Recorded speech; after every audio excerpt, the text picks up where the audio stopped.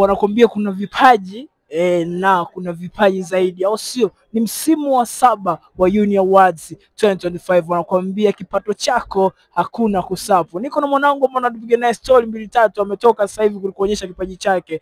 Yeye atatuambia msimu wa 7 wa Uni Awards ameupokeaje. Mambo vipi bro? Oh, fresh kabisa. Kama kawa. Hoji sana mwana. Nyama. Unyama mwingi. Au sio? Unaitwa nani? Mimi naitwa Nahil, lakini pia kwa jina langu la mate mimi kuwania tuzo ya nani kuna category ya kupresent, unaweza kuniita kama MC wa wilaya. Au sio? Unatokea chuo gani bro? Mimi natokea Mzumbe University campus ya Mbeya. Au sio?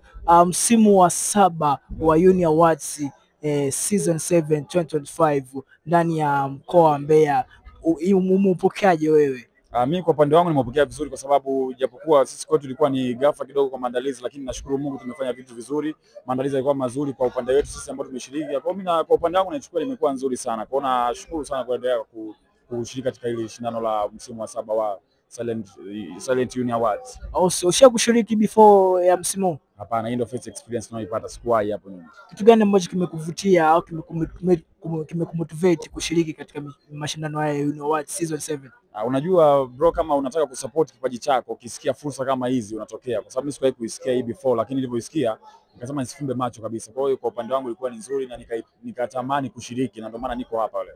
So right now kuna watu wanakutazama kupitia YBE TV, waombe kula, maana tayari ushavishwa crown, au sio? Waombe kula kupitia YBE TV. Bwana unanitazama hapa, mimi naitwa MC wa wilaya kama nilivyosema hapo awali. Kwa make sure unaingia pale kwenye page ya Instagram ya Uni Awards, unanipigia kula, mimi mshiriki hapa, ni presenter.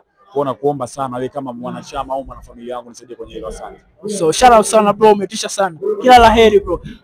Wanakuambia bwana, ni msimu wa 7, msimu wa kutisha, msimu wa vibe, msimu wa kubadilisha muonekano mzima, au sio?